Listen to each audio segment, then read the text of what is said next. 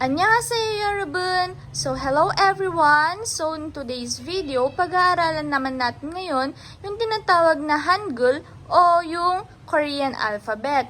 So it is invented by King Sejong in 1443. So gaya ng ating English alphabet, meron din tayong tinatawag na consonants and vowels sa Korean, which is chaum for the consonants. So, can you please repeat after me? Chaum. So, great! That is the consonant word for Korean.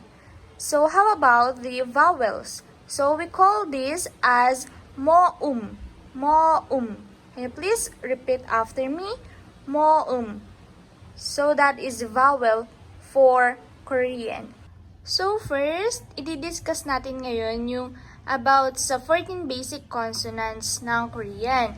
So, all in all, meron tayong 19 consonants ni Korean, pero itatakal muna natin ngayon yung 14 basic consonants. So, let's go to our first consonant. So, ang ating first consonant sa ating Korean alphabet is ang tinatawag natin na kyuk. Yan. So, meron siyang K at saka G sounds. So, para ma-familiarize tayo sa letter, which is the kyuk, so, it's look like number 7. Oh, it's look like number 7 or gun. Para siyang baril. Gun. Gun. So, G. Gun. So, bakit merong K at saka G? So, sa rule kasi ni Korean, when this letter from the Korean alphabet ay nasa initial tsaka final position siya, ang pagbigkas natin sa kanya ay K. And pagka nasa between two vowels naman siya, yun yung pagbigkas natin ng G. So, para mas maintindihan po natin siya, so magbibigay ako ng example. So, para muna sa ating K sound. So, K, for example, ka. So, ang ka in Korean is go. So, kung mapapansin po natin siya, nasa initial position sa siya. Kaya, ka, kaya K ang bigkas natin. And for example, yak.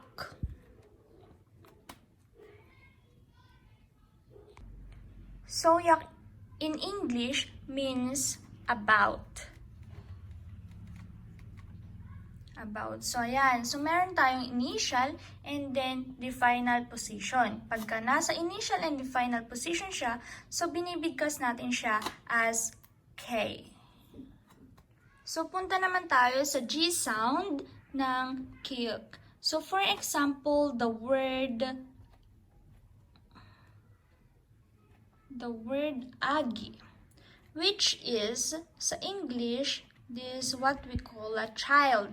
So, agi. So, kanina, sabi natin, nagagamit natin yung sound G pagka nasa between two vowels siya. So, eto, a. So, later, di-discuss natin yung mga vowels. So, a, and then si e. So, nasa gitna po siya. Kaya, nagamit natin yung G. So, ang ating second consonant ay ang tinatawag natin na niyun. So, para ma-familiarize po tayo sa Korean alphabet na ito, so para siyang nose. So, nose, nagsisimula siya sa letter N, nose. Ayan. So, magbibigay po tayo ng example. So, wala siyang initial, medial, tsaka final position. So, isa lang yung pagbigkas sa kanya, which is N. So, for example, the word na, which is me or ako sa Tagalog. Na. So, kahit nasa medial siya, nasa initial siya, nasa final position siya, so, N pa rin siya. Unlike sa first consonant natin na si Kyuk. Ang ating third consonant ay ang tinatawag natin na ticket. So, meron tayong T sound tsaka D sound sa kanya. So, para ma-familiarize natin ang word na ticket, so, para siyang door. So, dito muna tayo sa word na T. So, ang mga examples nito ay ta, meaning all. Ito yung initial position. And then, tut means listen. So, final position.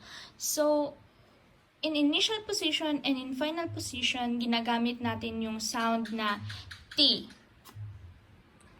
Para naman sa ating D sounds, so, ganun pa rin yung rule niya, gaya ng kyuk.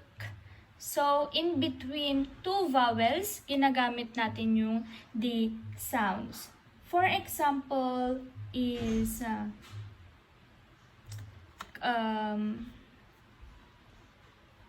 kada. Kada means to go. So, nasa gitna po siya ng vowels. Kaya ginamit natin, or ang pagbigkas natin sa kanya ay kada.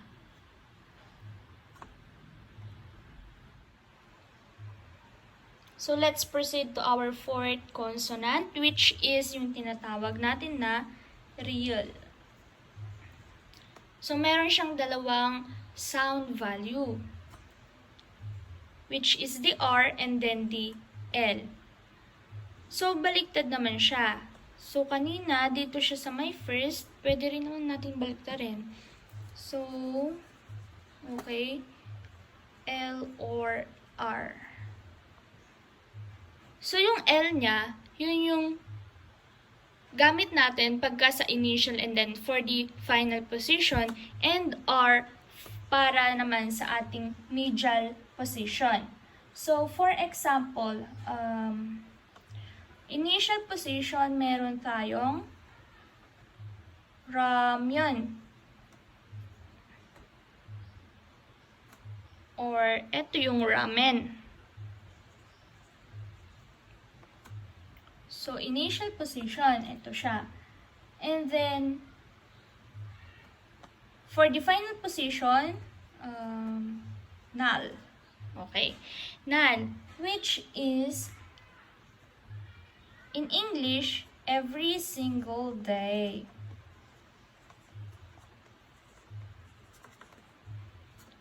So, in initial, and then on the final position, so ginagamit natin yung sound value na L. Para naman sa ating R value sound, so for example, the word yuri. Yuri means glass. So, ayan. So, eto, vowel, vowel. So, nasa middle po siya ng ating vowel. So, ang bigkas natin sa kanya is the R sound. So, ayan. So, andito na tayo ngayon sa ating fifth consonant ng ating Korean alphabet. So, ang ating fifth consonant ay ang tinatawag natin na miyum. So, gaya ng ating niyan consonant, so wala siyang initial, medial, at saka final sound. So, as is, M ang sound value niya. So, let's give an example para mas maintindihan natin or para mas makuha natin yung pagbigkas ng ating miyum. So, for example, the word omma. So, siguro pag nanonood kayo ng mga Korean movies, Korean dramas, so naririnig nyo tong word na omma, which is mommy. Yan. So, omma. Omma. Omma. M. And then M. Another example is nam. Nam is the word for male or south. Yan. Nam. So, in middle, or in final, or in initial consonant, so, as is pa rin na M, yung sound value niya. Ang ating 6 or ika-6 na consonant ay ang tinatawag natin na PIP. So, meron tayong dalawang sound value which is the P at saka si B. So, para sa initial at final position sound natin, ginagamit natin ang P. And then, B naman para sa ating medial position. So, for example, so initial is P, which is rain. So, and then next, another example is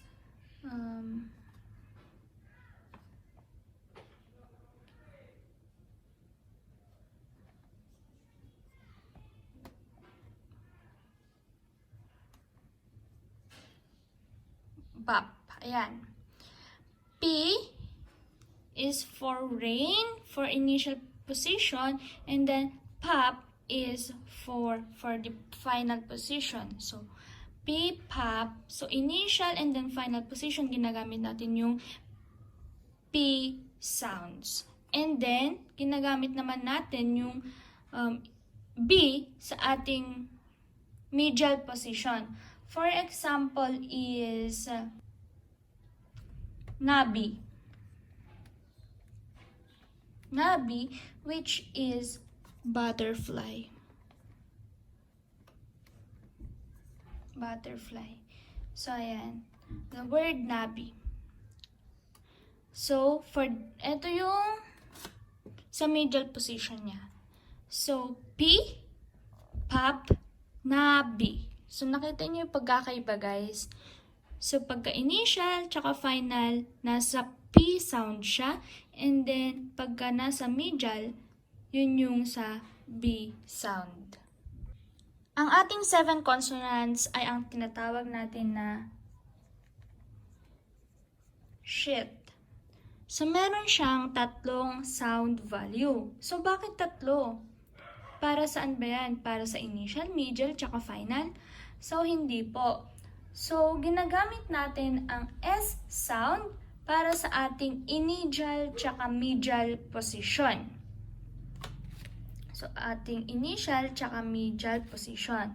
So, ang T sounds naman ay ginagamit natin sa ating final position. So, para saan si SH sound value? Si SH sound value ay ginagamit natin pagka sinundan siya ng vowel I. Yan.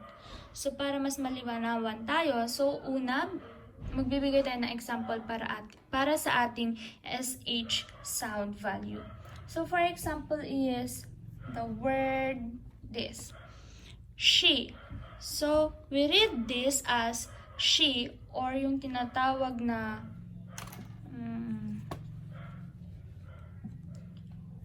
hour. Ito yung hour. Or yung o'clock. O'clock sa class. So, ayan. So, she. So, sinundan siya ng vowel na I. Kaya siya, ang basa niya ay she. She. So, she. Naging sound value she, SH yung kasi sinundan siya ng vowel I. Okay, next. For the initial and then the medial position, which is the H. Okay, ang next natin ay ang ating S value sound para sa ating initial tsaka medial sound, ay medial position rather. So, yan. Ay, dapat di ko na binura. Okay, lalagay ko na lang siya dito para mas makita natin yung difference later. So, she, which is the o'clock or hour. So, next, initial and then medial. For example is so means cow. So initial position siya, so. And then for the middle position naman, for example is tashi. Yan, sorry. Tashi. Tashi means again. Yan, again. So, nasa initial position, tsaka sa middle position siya, ginagamit natin yung S value sound. So, how about sa ating final position? So, for example, the word ought, meaning clothes. So, nasa, hindi siya malinaw. Okay. Ayan. So, nasa final position siya. Ang basa nito is ought, which is clothes. Okay. So, ayan po yung pinagkaiba. So, para sa ating initial tsaka middle position, meron tayong S value sounds. So, tashi. Okay, for sa ating final position, yun yung T sounds. And then, pagka sinundan naman siya ng ating vowel I, yun yung SH sounds. Para naman sa ating 8 consonant, ito yung tinatawag natin na JIT. So, meron tayong tatlong sound value. CH, J, tsaka si T. So, si CH para sa ating initial position, and then J para sa ating middle position, and T para sa ating final position. So, for example, CH muna tayo for the initial position. So, chido. Chido means map. Ayan, chi. So, para mas mag-sound tayo na parang native Korean, so lahat ng magsisimula, lahat ng mga nasa initial position, so, CH po siya. And then next, sa ating middle position naman po, which is the J sounds. For example, moja. Moja, which means hat. Moja. So, nasa middle position. Para sa ating final position, meron tayong word na chitda.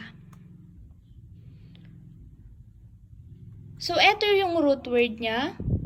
Ito yung root word, chitda. So, ito yung final position. So, chitda, which means is to take off. Oh. Yan, to take off. So, tignan natin yung difference. So, initial position, chido, which is map, chido. Initial position. Next is moja. Nasa middle position. And then, para sa ating final position, which is the chitda, to take off. Ang ating next consonant ay ang tinatawag natin na inyong. So, actually, iisa lang yung sound value niya, which is the NG. Bakit merong X? Ano ibig sabihin nito? So, ito yung tinatawag natin na silent sound value. So, for example, the word an, which is not. So, hindi natin kasi pwedeng banggitin or bigkasin yung ating vowel nang wala siyang silent sound value. So, palagi yan. So, palagi.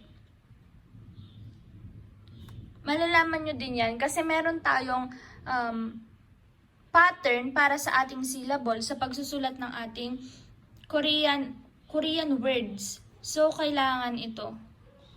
Okay, sige. Para mas maliwanagan kayo, so, consonant, para sa pattern na to, meron tayong consonant, vowel, tsaka consonant.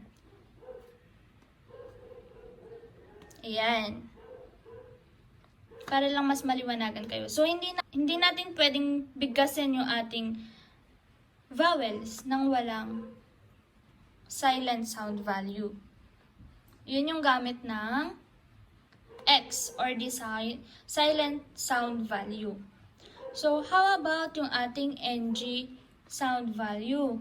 Halimbawa, the word na kabang. Kabang, which is bag. Kabang. So, eto yun. Final position.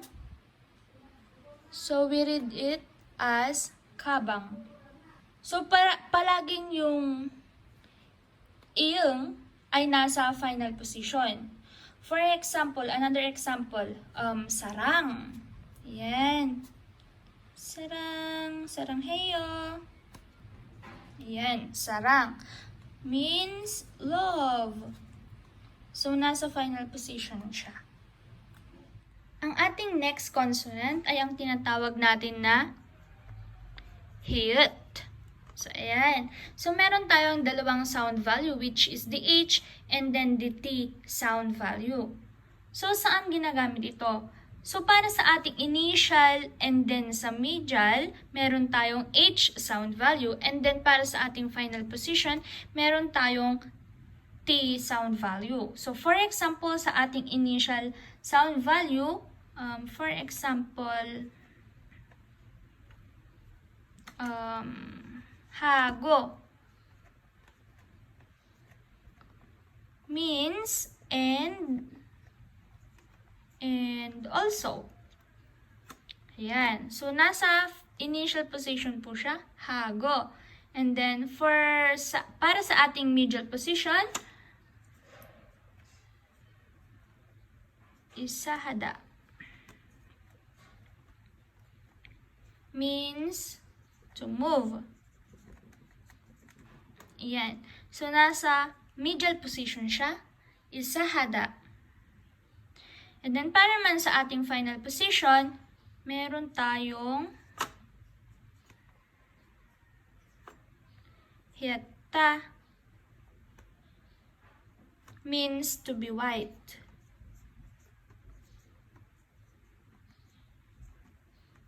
Lalaki ng sulat ko, pagpasensyahan nyo na po. As long as na naiintindihan nyo yung lesson. So, para sa ating final position, hieta. So, ayan. Hago for initial position, isahada para sa ating medial position, and hieta para sa ating final position. So, siguro, naguguluhan kayo, bakit parang ang daming T sound value pagka nasa final position. So, sa rule ni Korean, may mga consonant tayo na pag nasa initial position po siya, T ang sound value niya. And then, one more thing, para sa ating hit, if nasa middle and after consonant, it will become silent. For example, para mas maintindihan nyo yung sinasabi kong magiging silent siya, so magbibigay ako ng example.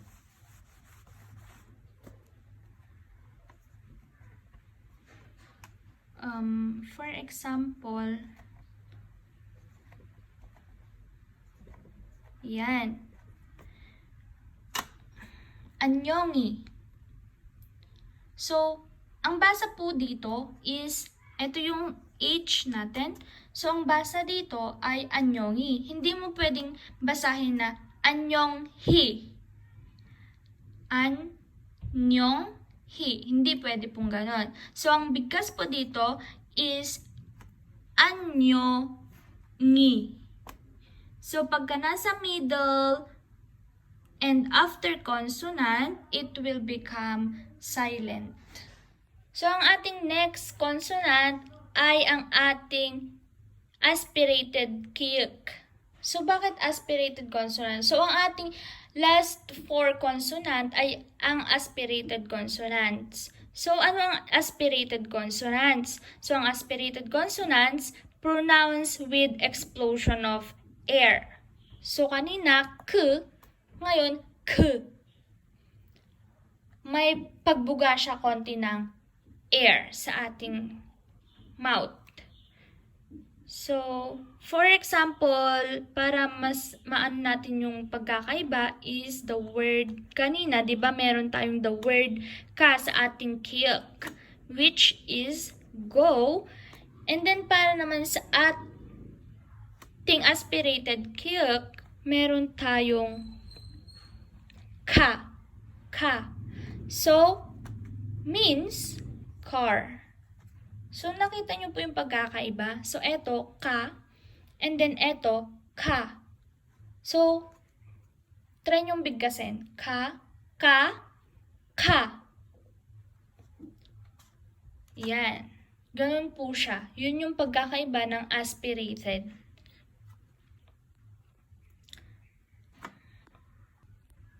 So, next, para sa ating pangalawang aspirated consonant. So, meron tayong aspirated ticket. So, kanina meron tayong ticket. So, aspirated niya, lalagyan lang natin siya sa gitna. So, aspirated consonant. So, paano naman po ito? So, for example, the word, kanina yung example din natin, the word all. Ta. And then, pagka naging aspirated consonant na siya, yan. Ta is to ride. Ta. So, itry nyo siya. So, mas may explosion of air yung aspirated natin. Para sa ating ika-13 na consonant, meron tayong aspirated pip. So, kanina, ang pip natin is ganito. So, ito yung kanina, pip, and ito yung ating aspirated pip. So, for example, yung mga example na rin po natin ang gamitin natin, yung mga example natin kanina. So, P is rain, and then P is blood. Yan. So, kanina, P is rain. So, P is for blood. So, meron siyang explosion of air.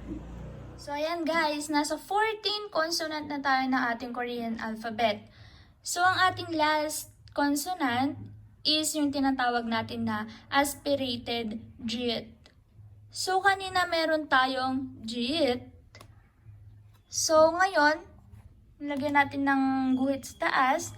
So, naging aspirated siya. Yan yung aspirated jit natin. So, for example,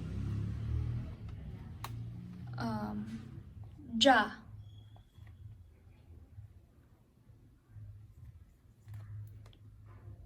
And then, cha. Ay. Car or T. Ayan. So, ito, cha. And then, this one is cha. Cha for car or T. So, ayan guys. So, alam na natin yung 14 basic consonant ng ating Korean alphabet. So, ulitin natin para mas ma-familiarize nyo yung 14 basic consonant ng ating Hangul. So, kyuk, niyon, ticket, real. So, kit, para siyang gun, barrel. Nose, sa end natin, sa niyon. So, para siyang nose. And then, sa ticket, para siyang door. And then, para naman sa ating real, para siyang snake, rattlesnake, R. Rattlesnake. So, next, meron tayong miyum, piyup, shit, tsaka jet. Yan. So, it's look like M for mouth. Piyup for bucket. O, PB. P tsaka B, di ba? P tsaka B. So, shit, and then si jet. So, next, meron tayong inyong. Inyong, hiyat, and then, meron tayong four aspirated consonants. Aspirated kiyuk, aspirated ticket, aspirated piyup, tsaka si aspirated jet. So, ayan. Yan yung ating 14 basic consonant. So, ang dali, di ba? So, bukas pag-aaralan naman natin or sa next lesson, pag-aaralan naman natin yung ating vowels. Korean vowels. I hope marami kayong natutunan sa video na to. So, dyan na po tayo magtatapos. So, 잘했어요, 여러분. So, you did great, everyone. 안녕!